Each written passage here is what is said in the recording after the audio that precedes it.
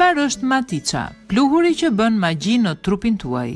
Matica është lloj çaji të gjelbërt, gjethet e të cilit thahen dhe shndrohen në pluhur, i cili është një nga preparatet më të njohura natyrale për rritjen e qëndrueshmërisë fizike dhe energjisë.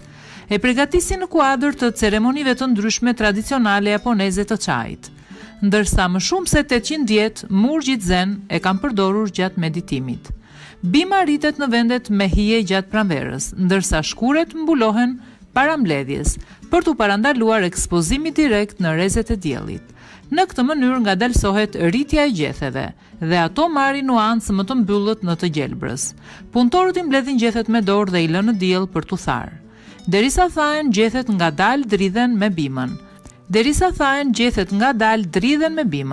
Dhe në atë gjendje e quajnë tença. Pasi ja heqin dredhat dhe rënjët, tença shndrohet në pluhur. Ky pluhur mund t'ju rrisë nivelin e energjisë gjatë ditës dhe ka shumë pak kalori. Në mënyrë të shkëlqyeshme pastron organizmin dhe është shtesë e mirë gjatë dietës, sepse njëkohësisht pastron metabolizmin dhe djeg yndyrnat. Hulumtimet kanë treguar se matica mund t'ju ndihmojë të digjni kaloritë 4 herë më shpejt. Nuk ka efekte anësore, nuk dëmton organizmin, nuk rrit presionin e gjakut. Me këtë pluhur mund të largoni toksinat, metalet e rënda dhe papastërtitë nga organizmi.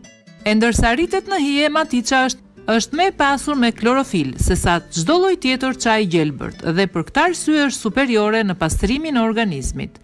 Mund ta blini atë në dyqanet e ushqimeve të shëndetshme dhe mund ta përdorni për pastrimin e organizmit, për dobësim, por pse jo, edhe për ngjyrosjen e ushqimit. Veç se duhet ta dini që kushton shumë.